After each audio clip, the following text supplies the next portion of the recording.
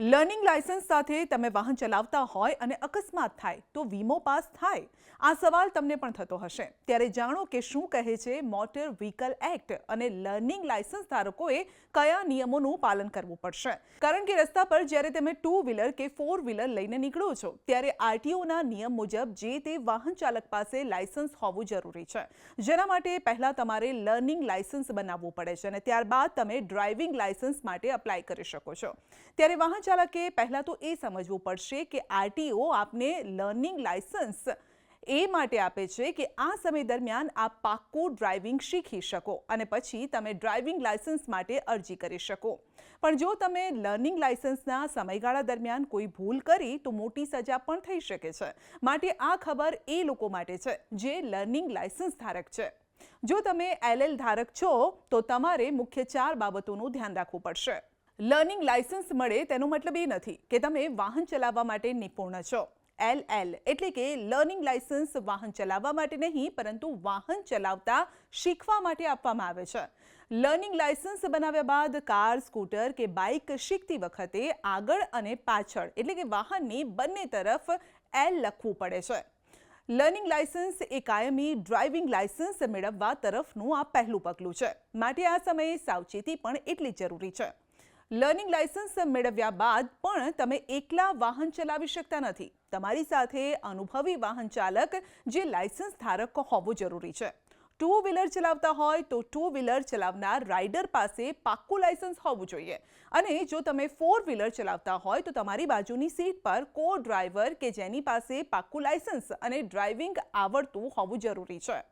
જો આ નિયમનું પાલન ન કર્યું ને તમારો અકસ્માત થયો તો તમારો ક્લેમ પણ નામંજૂર થઈ શકે છે. ભલે તમારા વાહનને ગમે તેટલું નુકસાન થયું હોય, વીમા કંપની ક્લેમ નામંજૂર કરી શકે છે. મોટર વ્હીકલ એક્ટ અંતર્ગત જે વ્યક્તિ પાસે લર્નિંગ લાયસન્સ ધરાવે છે તેઓ જ્યારે પણ પબ્લિક પ્લેસમાં નીકળે છે ત્યારે કમ્પલસરી તેમને વાહનની પાછળ લર્નિંગનો એલ લગાવવાનો છે. આ ઉપરાંત પોતાની સાથે એવા જાણકાર વ્યક્તિને બેસાડવાનું જેમની પાસે લાયસન્સ ઓલરેડી છે અને એ વ્યક્તિ ફક્ત એમને શીખવાડવા પૂરતું એમની સાથે બેસી રહ્યા છે એ રીતે એમને વાહન ચલાવવાનું છે. પબ્લિક પ્લેસમાં વાહન ચલાવવાનું નથી.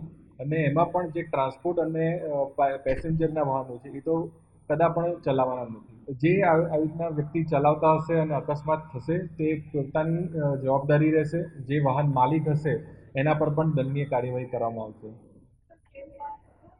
અને આ પ્રકારના વાહનમાં ક્યારે પણ ક્લેમ પાસ થતો નથી. આ ઉપરાંત આપને એ પણ ખબર હોવી જોઈએ કે લર્નિંગ લાયસન્સ 6 મહિના માટે જ માન્ય હોય છે. તેને રિન્યૂ કરી શકાતું નથી. તમારે લર્નિંગ લાયસન્સ મળ્યાની તારીખથી 6 મહિનાની અંદર જ ડ્રાઇવિંગ ટેસ્ટ આપવો પડશે. હવે આપણે અહીંયા વાત કરવાની છે એ કે લર્નિંગ લાયસન્સમાં અકસ્માત થયો છે અને ક્લેમ નામંજૂર થાય એનું રીઝન શું? તો એક તો જ્યારે લર્નિંગ લાયસન્સ વાળો વ્યક્તિ હોય છે તો એના જે વેહિકલ છે એની આગળ પાછળ એલ નું બોર્ડ હોવું જોઈએ. એ 2 વ્હીલર હોય કે 4 વ્હીલર, રાઈટ? એ લર્નિંગ લાયસન્સ એ સિમ્બોલ છે કે તમારી પાસે લર્નિંગ લાયસન્સ છે. પ્લસ એની સાથે કોઈ પાકા લાયસન્સ વાળી વ્યક્તિ હોવી જોઈએ. પ્લસ એ વેહિકલમાં જે છે ઇન્સ્યોરન્સ લીધેલો હોવો જોઈએ. તો તમને વીમો મળે, તો તમારો ક્લેમ મંજૂર થાય છે, તો તમને વળતર મળે છે, રાઈટ? અને તમારી આરસી બુક અને પીયુસી આ બધું આ વગેરે જે આરસી બુક હોય, પીયુસી હોય, તમારું લર્નિંગ લાયસન્સની કોપી હોય, આ બધું જ જે છે વેહિકલમાં સાથે હોવું જોઈએ અને ટિલ ટુડે વેલિડ હોવું જોઈએ, રાઈટ? અને હવે આપણે જાણીએ કે લર્નિંગ લાયસન્સ અને પાકા લાયસન્સ વચ્ચે શું ડિફરન્સ છે. તો લર્નિંગ લાયસન્સ છે એ 18 વર્ષની વ્યક્તિ જ્યારે લર્નિંગ લાયસન્સ લે છે તો એ 6 મહિના સુધી વેલિડ છે. એના પછી એને પાકા લાયસન્સ માટે ટ્રાયલ આપવી પડે, રાઈટ? એ પ્રેક્ટિકલ ટ્રાયલ હોય જેમાં 8 બનાવવાનો હોય છે. આ ઉપરાંત આરટીઓના નવા પરિવહન નિયમ 1 જૂન 2024થી લાગુ થયા છે અને નવા નિયમ હેઠળ 18 વર્ષથી નાની ઉંમરના વ્યક્તિને ડ્રાઇવિંગ માટે 25,000 રૂપિયા સુધીનો દંડ ભરવો પડે છે.